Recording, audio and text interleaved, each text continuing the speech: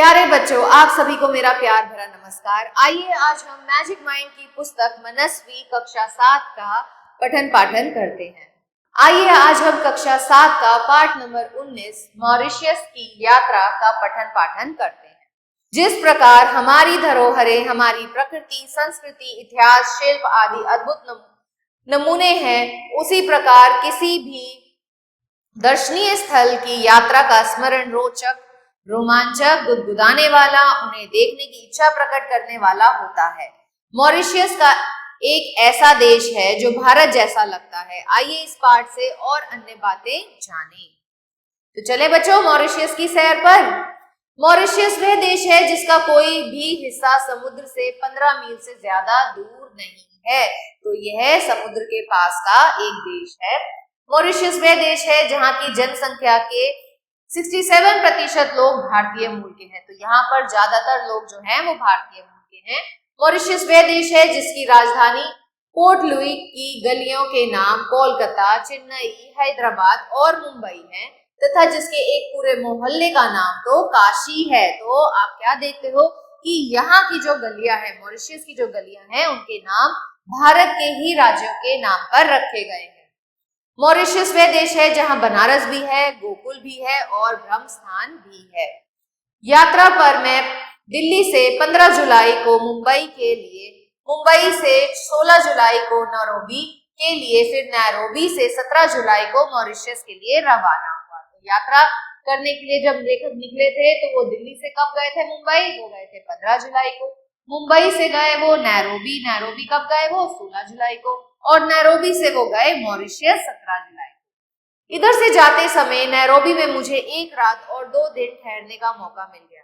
अतएव मन में यह लोग जग गया कि मॉरिशस के भारतीयों और अफ्रीकियों से मिलने से पहले हम अफ्रीका के शेरों से मुलाकात कर लेनी चाहिए। विमान दूसरे दिन शाम को मिलने वाला था। तो दूसरे दिन शाम को उनकी फ्लाइट थी। अतएव हम जिस दिन नैरोबी पहुंचे उसी दिन उच्चायुक्त श्री भाटिया के साथ नेशनल पार्क घूमने निकल गए। तो उन्होंने कहा कि हम अपना समय क्यों व्यर्थ करें, नैरोबी को ही घूम लेते हैं। तो वहां पर वो क्या देखने गए? National park. नैरोबी का नेशनल पार्क चिड़ियाघर नहीं है, शहर से बाहर एक बहुत बड़ा जंगल है। तो ये कोई चिड़ियाघर नहीं था बच्चों, ये एक जंगल रूपी स्थान था जिसमें घास अधिक तथा पेड़ कम है। लेकिन जंगल में सर्वत्र अच्छी सड़कें बिछी हुई है। सर्वत्र मतलब सब जगह। और पर्यटकों की गाड़ियां उन पर दौड़ती ही रहती हैं। पर्यटकों की गाड़ियां यानी कि जो वहां पे घूमने आते हैं उन लोगों की गाड़ियां वहां चलती हैं। हमारी गाड़ी को भी काफी देर तक दौड़ना पड़ा, परंतु सिंह कहीं दिखाई नहीं पड़े। तो वो भी अपनी गाड़ी से जा रहे थे लेकिन उन्हें शेर कहीं दिखाई नहीं दिए। दूरी तय करने के बाद, या तो कहिए कि 10-20 मील के भीतर हम सड़क छान लेने के बाद हम उस जगह जा पहुंचे जहां सिंह उस दिन आराम कर रहे थे। तो उन्हें सिंहों का झुंड दिख ही गया। वहां जो हमने देखा वह जन्म भर ना भूलेंगे। कोई 7-8 सिंह लेटे या सोए हुए थे और उन्हें घेर कर 8-10 मोटरें खड़ी थी। तो वहां पे 8-10 मोटरें उनके आसपास खड़ी थी और शेर जो थे वो विश्राम कर रहे थे। तो राय यह कि शेरों को यह जानने की कोई इच्छा नहीं थी कि हमें देखने को आने वाले लोग कौन हैं, क्योंकि उनको इस चीज की आदत हो गई कि बहुत सारे पर्यटक उनको देखने आते थे। तो इसलिए शेरों को कोई फर्क ही नहीं पड़ता था। मोटरों के शीशे चढ़ाकर उनके भीतर बैठे लोगों की ओर सिंहों ने कभी दृष्टिपात नहीं किया। दृष्टिपात मतलब उनको देखा ही नहीं। मानो हम लोग तुच्छ हो, मतलब नीच से नीच हो, मतलब उनको फर्क ही नहीं पड़ रहा था कि वो उन्हें देखें और उनकी नजर में आने योग्य बिल्कुल नहीं हो। हम लोग वहां आधा घंटा ठहरे होंगे। इस बीच एक सिंह ने उठकर जम्हाई ली। जम्हाई ली मतलब एक सिंह खड़ा हो गया, दूसरे ने देहतानी, तीसरे ने सोई हुई सिंगनियों की देह चाटी, मगर हमारी ओर कोई किसी भी सिंह ने नजर नहीं उठाई। उन्हें कोई फर्क ही नहीं पड़ रहा था कौन देखने आया है। हम लोग पेड़ पौधे और खरपात से भी बदतर समझे गए। यानी कि कम से कम शेर पेड़ पौधों को तो देख रहे थे लेकिन हम पर तो वो नजर ही नहीं डाल रहे थे। इतने में लगभग मील भर की दूरी पर हिरणों का एक झुंड दिखाई पड़ा जिसके बीच एक जिराफ खड़ा था। अब 2 जवान सिंह उठे और वे 2 विपरीत दिशा की ओर चल दिए। एक तो थोड़ा सा आगे बढ़ा, एक जगह बैठ गया, लेकिन दूसरा घास के बीच छिपता हुआ मोर्चे पर आगे बढ़ने लगा। हिरणों के झुंड ने ताड़ लिया कि उन पर सिंहों की नजर पड़ गई है। तो सिंह अभी तक तो विश्राम कर रहे थे, लेकिन अब उन्हें अपना शिकार आता हुआ दिखाई दिया। अतएव वे चरना भूलकर चौकन्ने हो गए। तो हिरण भी चौकन्ने हो गए थे कि भाई हम पर सिंह जो है वो क्या कर सकते हैं, आक्रमण कर सकते हैं। फिर ऐसा हुआ कि झुंड से छूटकर कुछ हिरण एक तरफ को भाग निकले, किंतु बाकी जहां के तहां खड़े रहे। इच्छा तो यही थी कि हम लोग देर तक रुकें और देखें क्या होता है, किंतु समय 6 से ऊपर हो रहा था और 7 बजे तक नेशनल पार्क का फाटक बंद हो जाता है। तो लेखक को वहां से निकलना पड़ा, क्योंकि 7 बजे के बाद पार्क बंद हो जाता है। फिर यह भी बात थी कि शिकार तो सिंह सूर्यास्त के बाद ही किया करते हैं, तो वो सूर्योदय के समय शिकार नहीं करते, जब सूर्य ढलने वाला होता है तभी शिकार करते हैं। और वे झुंड का शिकार नहीं करते, बल्कि उस जानवर का शिकार करते हैं जो भागते हुए झुंड से पिछड़ जाता है, यानी कि ऐसे जानवर का शिकार करते हैं जो झुंड से अलग हो गया हो। अब यह बात समझ में आई कि हिरण भागने को निरापद नहीं समझकर एक गोल में क्यों खड़े थे। तो सारे के सारे हिरण जो हैं वो भागने की जगह एक ही जगह एकत्रित होकर खड़े थे, क्योंकि उन्हें पता है कि झुंड में शिकार उनका नहीं होगा। नायरोबी से मॉरिशस तक हम BOAC के विमान में उड़े। यह विमान नायरोबी से 4 बजे शाम को उड़ा और 5 घंटे की निरंतर उड़ान के बाद जब वह मॉरिशस पहुंचा तब वहां रात के लगभग 10 बज रहे थे। तो रात के 10 बजे तक वो मॉरिशस पहुंच गए थे। रात हो चुकी थी, अंधेरा था और पानी बरस रहा था, यानी कि वर्षा हो रही थी। मगर तब भी हमारे स्वागत में काफी लोग खड़े थे। हवाई अड्डे पर स्वागत का समा देखकर यह समझने में देर नहीं लगी कि हम जहां आए हैं वहां छोटे पैमाने पर भारत ही है। तो मॉरिशस बच्चों एक तरीके से भारत जैसा ही लग रहा था। मॉरिशस द्वीप भूमध्य रेखा से कोई 20% दक्षिण और देशांतर रेखा से 60% के बिल्कुल पास, किंतु उससे पश्चिम की ओर बसा हुआ है। मॉरिशस की अधिकतम लंबाई 47 किलोमीटर और अधिकतम चौड़ाई कोई 48 किलोमीटर है। मॉरिशस द्वीप का रकबा 2256 वर्ग किलोमीटर आंका जाता है। यह द्वीप हिंदी महासागर का मोती है। तो मतलब एक जैसे छोटा सा मोती होता है ना, ऐसे ही ये द्वीप ऐसे लगता है जैसे कोई मोती हो। भारत के समुद्र का वह सबसे सुंदर सितारा है। क्योंकि मॉरिशस के भारतीयों में से अधिकांश बिहार और उत्तर प्रदेश के लोग हैं, इसलिए हिंदी का मॉरिशस में व्यापक प्रचार है। तो मॉरिशस में कौन सी भाषा बोली जाती है बच्चों, बताओ? हिंदी भाषा बोली जाती है। मॉरिशस की हिंदी प्रचारिणी सभा एक जागृत सभा संस्था है। मॉरिशस की राजभाषा अंग्रेजी, किंतु बोलचाल की भाषा क्रेओल है। क्रेओल के बाद मॉरिशस की दूसरी जनभाषा भोजपुरी को ही मानना पड़ेगा। प्राय सभी भारतीय भोजपुरी बोलते अथवा उसे समझ लेते हैं। यहाँ तक कि भारतीयों के पड़ोस में रहने वाले चीनी भी भोजपुरी बखूबी बोल लेते हैं, किंतु मॉरिशस की भोजपुरी शाहाबाद या सारंग की भोजपुरी नहीं है। उसमें फ्रेंच के इतने संज्ञापद घुस गए हैं कि आपको बार बार शब्दों के अर्थ पूछने पड़ेंगे। तो भोजपुरी जो है उसमें भी फ्रेंच के शब्द घुस गए हैं, तो आपको समझ नहीं आएंगे। हिंदी और भोजपुरी मॉरिशस निवासी भारतीयों का एक सूत्र में बांधे है और मॉरिशस को भारत के साथ बांधने का काम भी हिंदी ही कर रही है। मॉरिशस में हिंदू संस्कृति की रक्षा का काम तुलसीदास की रामायण ने किया है। तो वहां पर हिंदी का जो प्रचार हुआ था वो किसकी वजह से हुआ था? तुलसीदास की रामायण की वजह से। मॉरिशस में ईख की खेती और उसके व्यवसाय को जो सफलता मिली है वह भारतीय वंश के लोगों के कारण मिली है। सारा मॉरिशस कृषि प्रधान द्वीप है, क्योंकि चीनी वहां का प्रमुख अथवा एकमात्र उद्योग है। तो वहां पर भी कृषि व्यवसाय जो है वही प्रमुख है। भारत में बैठे बैठे हम यह नहीं समझ पाते कि भारतीय संस्कृति कितनी प्राणवती और चिरायु है। चिरायु यानी कि जिसकी बहुत लंबी आयु होती है। मॉरिशस जाकर हम अपनी संस्कृति की प्राणवत्ता का ज्ञान आसानी से प्राप्त कर सकते हैं, क्योंकि वहां के लोग कैसे हैं? हिंदू संस्कारों को वो मानते हैं। मालिकों की इच्छा तो यही थी कि भारतीय लोग भी क्रिश्चियन हो जाएं, किंतु भारतीयों ने अत्याचार तो सहे, लेकिन प्रलोभनों को ठुकरा दिया। वे अपने धर्म पर डटे रहे और जिस द्वीप में वे परिस्थितिवश चले गए थे उस द्वीप को उन्होंने छोटा सा हिंदुस्तान बना डाला। तो वहां के लोगों ने अपनी संस्कृति का त्याग नहीं किया और हिंदू धर्म को भी बढ़ावा दिया। यह ऐसी सफलता थी की बात है जिस पर सभी भारतीयों को गर्व होना चाहिए।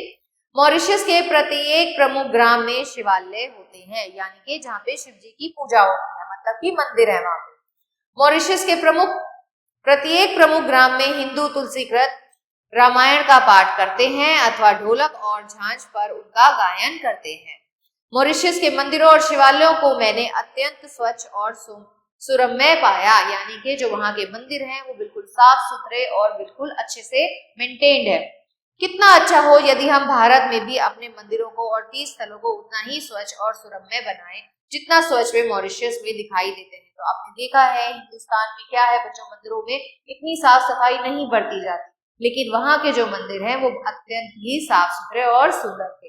वहां का परी तालाब भी हिंदुओं की एकांतरिक भक्ति के कारण पुण्य धाम हो उठा है। परी तालाब केवल तीर्थ ही नहीं, दृश्य से पिकनिक का स्थान भी है। शिवरात्रि के समय सारे मॉरिशस के हिंदू श्वेत वस्त्र धारण करके कांधों पर कावड़ लिए जुलूस बांधकर परी तालाब पर आते हैं और परी तालाब का जल लेकर अपने अपने गांव के शिवालयों को लौट जाते हैं। तो जैसे आपने देखा है ना, हिंदू क्या करते हैं, कावड़ लेकर आते हैं शिवरात्रि के टाइम पर, ऐसे ही वहां पर भी कावड़ का प्रयोग किया जाता है और तथा शिव जी को जल चढ़ाकर अपने घर में प्रवेश करते हैं। ये सारे काम वे बड़ी ही भक्ति भावना और पवित्रता से करते हैं। सभी वयस्क लोग मतलब जो बड़े लोग हैं, उस दिन उजली धोती, उजली कमीज, उजली गांधी टोपी पहनते हैं। हाँ, बच्चे हाफ पैंट पहन सकते हैं, लेकिन गांधी टोपी उस दिन उन्हें भी पहननी पड़ती है। परी तालाब पर चलने वाला यह मेला मॉरिशस के प्रमुख आकर्षणों मतलब जो अपनी तरफ ध्यान खींचता है, उन आकर्षणों में से एक है और उसे देखने के लिए अन्य धर्मों के लोग भी काफी संख्या में आते हैं। तो प्रस्तुत पाठ के लेखक बच्चों हैं रामधारी सिंह दिनकर जी। आइए शब्दार्थ पर नजर डालते हैं। दृष्टिपात, एक नजर देखना, तुच्छातुलित, तुच्छ, अति तुच्छ, अत्यंत तुच्छ, खरपात, घास फूस, चौकन्ने, सावधान, निरापद यानी के बिना बाधा के, समा यानी दृश्य, अधिकांश का अर्थ होता है ज्यादातर, जागृत, कार्यशील, बार बार, किसी किसी, प्राणवती, सजीव, चिरायु यानी लंबी आयु, क्रिस्तान यानी ईसाई लोग, आकर्षण अपनी ओर ध्यान दिलाने वाली वस्तु। आइए बच्चों इसका अभ्यास कार्य देखते हैं। पहले मौखिक प्रश्न, मॉरिशस में भारतीयों की संख्या कितने प्रतिशत है? वो है 65%। मॉरिशस की राजधानी कहाँ है? मॉरिशस की राजधानी पोर्ट लुई में है। लेखक को नायरोबी कब पहुंचना था? उनको 17 जुलाई को पहुंचना था। लेखक नायरोबी में कितने दिन रुके? 2 दिन रुके। मॉरिशस के प्रसिद्ध तालाब का नाम क्या है? परी तालाब। सही विकल्प पर निशान लगाएं। नायरोबी के नेशनल पार्क नहीं है चिड़ियाघर, तो आप चिड़ियाघर पर निशान लगाएंगे। लेखक को मुंबई पहुंचना था, कब पहुंचना था उनको पहुंचना था 16 जुलाई को। लेखक को शेरों ने समझा तुच्छा तुति तुच्छ। शेर शिकार करते हैं सूर्यास्त के बाद। सही वाक्य पर सही का तथा गलत वाक्य पर गलत का निशान लगाएं। लेखक ने मॉरिशस की यात्रा की, बिल्कुल सही। मॉरिशस भी एक छोटे भारत के समान है, ये भी सही है। मॉरिशस में 65% अंग्रेज रहते हैं, ये गलत है। मॉरिशस की राजभाषा हिंदी है, नहीं अंग्रेजी है। मॉरिशस में तुलसीकृत रामायण पढ़ी जाती है, ये भी बिल्कुल सही है। रिक्त स्थानों की पूर्ति कीजिए। नायरोबी का नेशनल पार्क चिड़ियाघर नहीं है।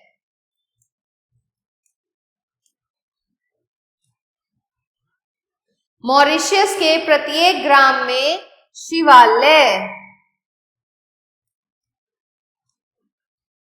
होता है। ऐसे ही बाकी के रिक्त स्थान भरो बच्चों, आप अपने आप से अपनी उत्तर पुस्तिका में करेंगे। निम्नलिखित गद्यांश को पढ़कर पूछे गए प्रश्नों के उत्तर दीजिए।